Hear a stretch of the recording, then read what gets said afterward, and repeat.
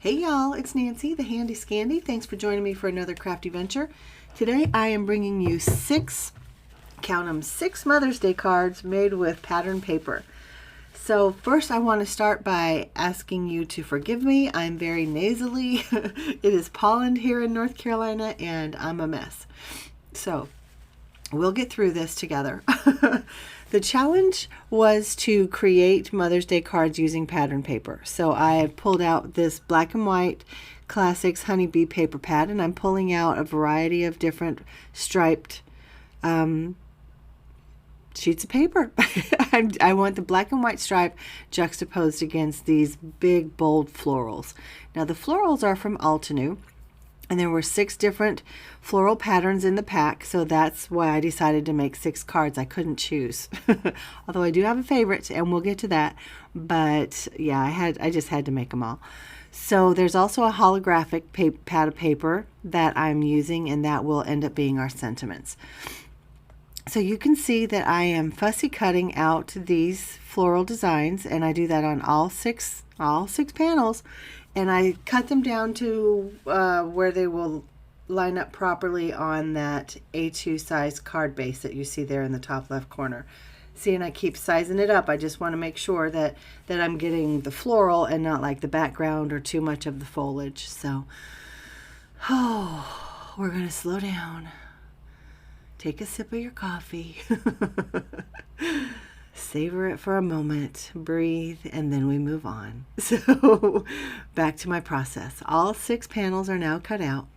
Some of them I left the floral or the foliage. Some of them I cut the foliage off, and I used it to kind of expand my scene at a later time. And some are just saved for another date. So some of my decision-making process for these cards was deciding if I wanted a solid stripe, like the big bold awning stripes, or loosey-goosey stripe. There's a stripe with a scallop, so there was a variety.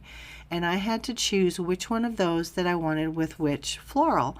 Because from a design sense, you want to mix and match your patterns. It's fine to mix patterns, but they need to make sense. So large against small, small against large, things like that. So that was part of my decision-making process. And then I had to decide if I wanted my card and my panel and my stripes to go in which direction. In other words, did I want them horizontal or did I want them vertical, landscape or portrait? So there was a lot of decision-making. I didn't spend a lot of time like intensively making decisions, but it was a conscious decision on each card as to how I laid down the various elements. So this is my first card. So I do this 6 times.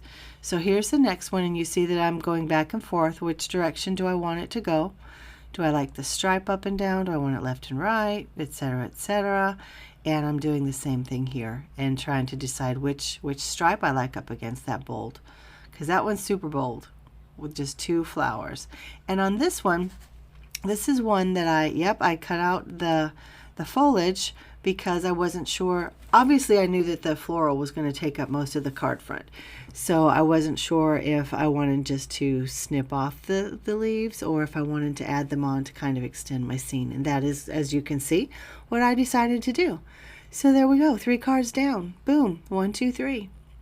So this is number 4, and you can see that I am using up that roll of that X-Fasten tape, and I am proud to say that I persevered and I won the battle. In this process, I used up that entire roll of X-Fasten red liner tape, and I'm so proud of myself. I did not let the tape win, and yeah, nobody got hurt. So on this card, you can see that it's a little bit different. I am using 2 different patterns. The black and white patterns. The bolder stripe is on top, the narrower stripe is on the bottom, and then because they don't meet, I have to put my foliage or my floral piece in the center to cover up that gap, and then I have this little gap at the bottom because remember these started out as 6 by 6 square cards, and so the bottom of that floral is flat. So I use those other pieces to kind of camouflage that. And I will do more with the sentiments to camouflage that gap as well. So this one, you see I'm struggling. This one was my favorite.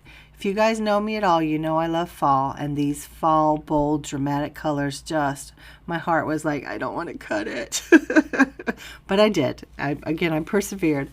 And that one ultimately is my favorite. And you'll see in just a second, there's not actually a whole lot of the pattern paper on that one, because there was so much of the floral design that there's just a little bit in the top right and a little bit kind of over there in the mid left. And that's it. The rest of it is actually the floral panel. But I like them all. Obviously the fall one is my favorite, but I like them all. And so here is where the sentiments come in, as well as that holographic paper. So I have used the holographic paper to die cut either words, phrases, or individual letters to create the word mom.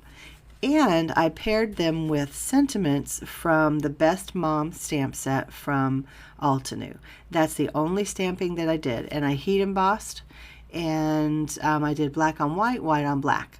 So going back to the decision making, then I had to decide which sub-sentiment I wanted to go with the holographic phrase or word. Like thank you, of course, is a phrase, it's not a word.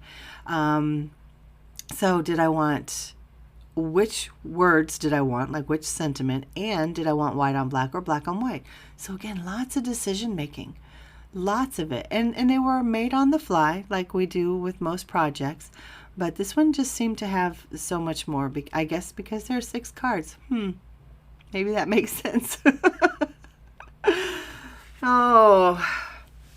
So guys, tell me what you do for Mother's Day. Do you celebrate Mother's Day? I understand that not everybody does, for various reasons. Like myself, I'm feeling a little blue on Mother's Day. All my kids are grown and gone, and yeah, we have our story. And so I miss my kids and I want to be with them, but I can't. And so Mother's Day is kind of sad for me. So I'm choosing not to celebrate, and that's okay. But what are you guys doing? Are you going to spend time with family? Are they going to treat you? Are you having a spa day? What do you normally do? What do you like to do? Tell me, if it were a perfect world and you could have exactly what you wanted versus what someone thinks you want, what would that be? What would your perfect Mother's Day be? And if you're not a mother, tell me a story about a superhero mom that you know. Because we all know them. I know some superhero moms. I absolutely know some superhero mamas out there. And that one says, you're my superhero. So each one has each element. So there's the black and white stripe, there's the floral, there is the heat embossed sub-sentiment, and then there is the holographic main sentiment. So what do you guys think? 6 cards in 9 minutes and 12 seconds. Here they are up close. I'm pretty happy with them. I'm not upset about any of them. You can see up close that off camera I added some Nouveau Crystal drops. Just wanted to do something a little bit different, a little bit extra. And even on these wintry looking ones, there are 2 of that have the winter vibe. I added some of the drops on them, even though they have kind of that snow effect going on. I still wanted more, you know, because that's the extra. This one you can see how I've camouflaged that blunt edge with the Mamas Are Superhero sentiment. And this one, just simple and sweet. Love you, Mom. Easy peasy. So what do you guys think? Let me know your traditions. Let me know your perfect day. Let me know your superhero moms and which one you think is your favorite of these cards. That's a lot. Tell me what you want, what you really, really want. This is Nancy the Handy Scandy. Y'all, I appreciate you so much. Thank you for spending some time with me. I'll meet you downstairs. Nancy the Handy Scandy. I'm out.